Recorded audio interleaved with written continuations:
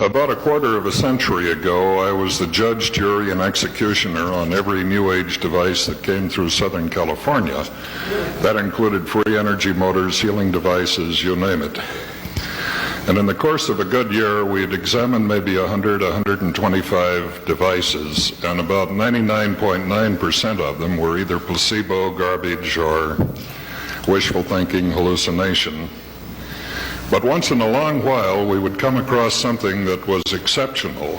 And in 1962, it was the Lakowski multiple wave oscillator. Now, I am going to say I reserve the right to change my mind about anything I'm telling you. But what we did is we built a very small device, small being the size of an attaché case, that had the Lakowski antennas driven by a Tesla coil.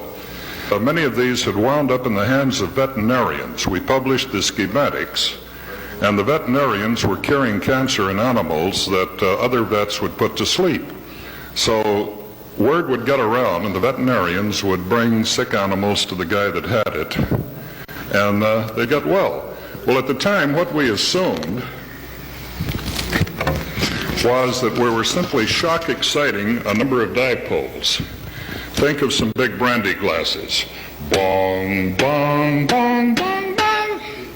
And when you drove these with enough of a spark so that the spark would drive all of these concentrically down to the center, each of these would emit a particular frequency depending on the physical size of the dipole. The heterodynes of these, the sums and differences of all of these put together, would put out sort of an RF white noise. Well, when we finally looked at the spectrum of this on a huge Hewlett-Packard gigahertz spectrum analyzer, we found a lot of unexpected harmonics way up in the gigahertz range that we later found were caused by the arc itself. Let's say that the end of this screwdriver is showing these sparks that you could draw off the secondary of a Tesla coil. Obviously, when this was at zero, there was nothing here.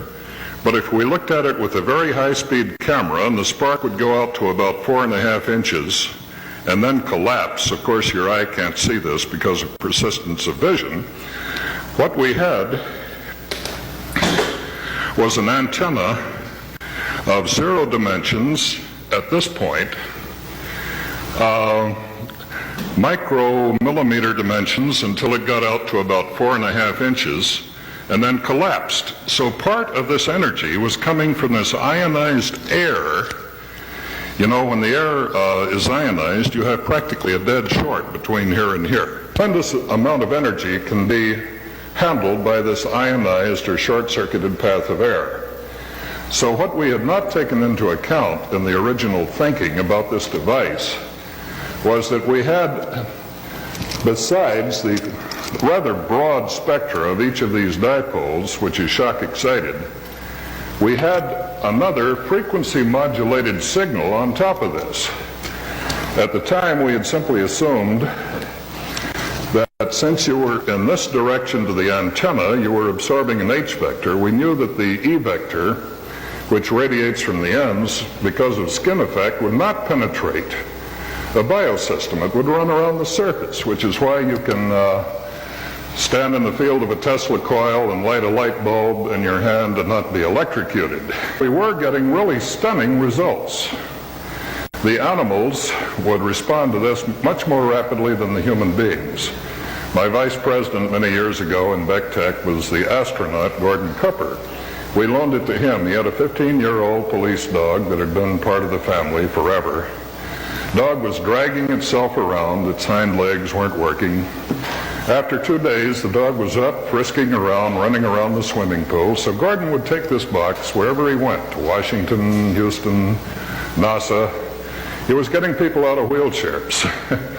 But we're not supposed to talk about this, and it took a long time to get that thing back from him a few years ago when we went our separate ways.